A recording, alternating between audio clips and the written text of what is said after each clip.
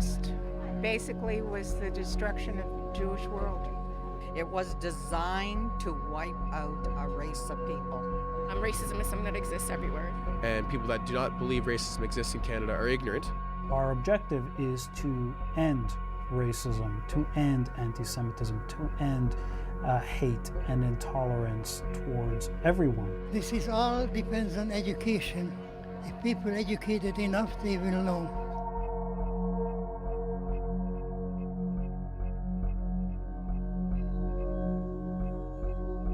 How do you police freedom of speech without infringing upon the rights of people who want to preach hate? I don't know.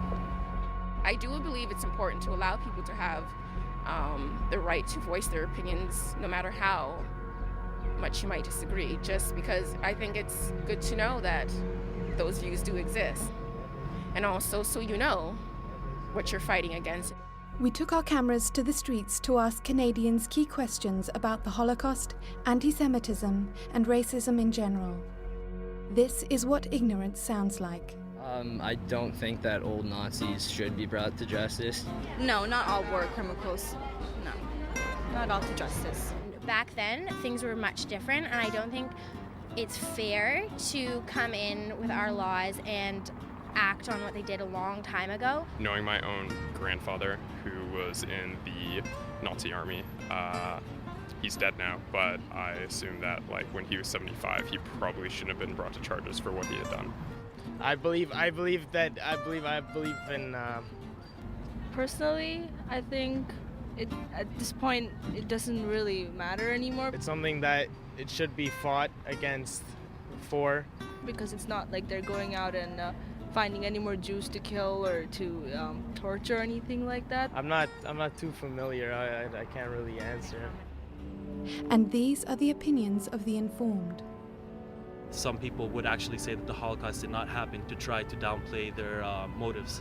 Reasons that people deny that the Holocaust ever happened is because people find it hard to accept that people of their own mother country, be it Poland or Germany or France even, could be capable of such evil. I think it was so horrific to so many people that they sort of want to just forget about it, and which is really ridiculous, because you can't forget about something to just make it go away. The Holocaust forever silenced the lives of 6 million Jews. The Holocaust basically was the destruction of the Jewish world in Europe.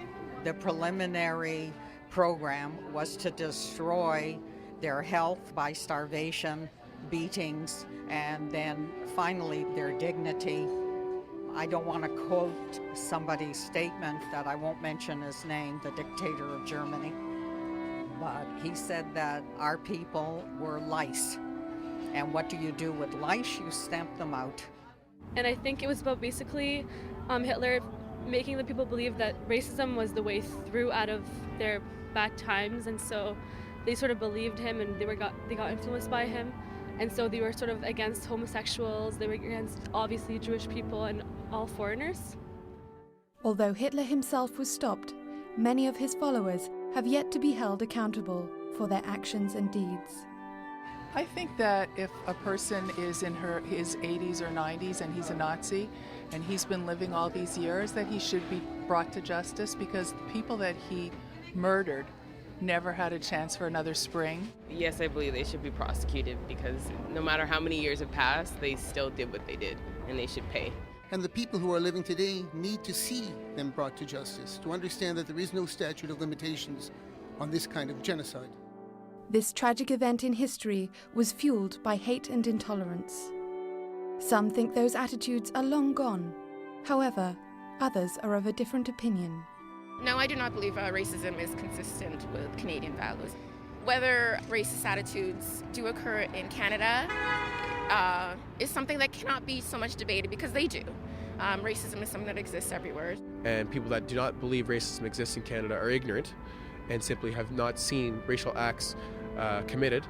I think that a lot of people have preconceived notions of what certain cultures or races are about, and these preconceived notions lead to discriminating acts. Friends of the Simon Wiesenthal Centre is focused on education. We work with various groups from many walks of life to bring about levels of understanding and sensitivity through our diversity training programs, such as the Glassman Tools for Tolerance training program, Anti-Semitism in the Past and Present, as well as Mariah film screenings and educational theatrical productions.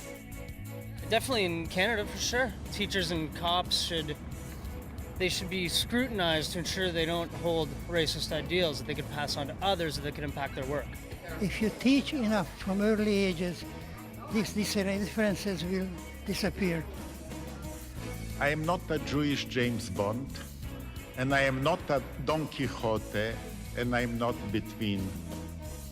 I am only a survivor who pays with a dedicated work for the privilege to remain alive. Okay, I don't know Simon Wiesenthal. No, I do not know him. No, actually, I'm not sure who he was.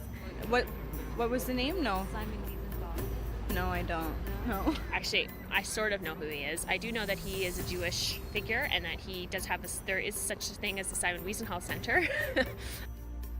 Simon Wiesenthal was a Holocaust survivor who lost some 92 members of his family. He dedicated his life to pursuing Nazis and Nazi war criminals to bring them to justice.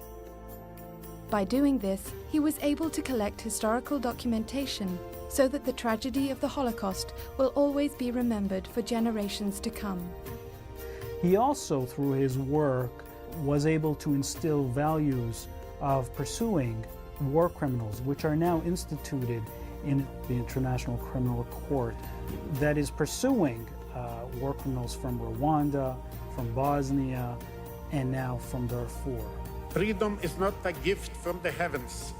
You have to fight for it every day of your life. Our job is not over. It will never be as long as hate exists. Education must continue so that we never forget.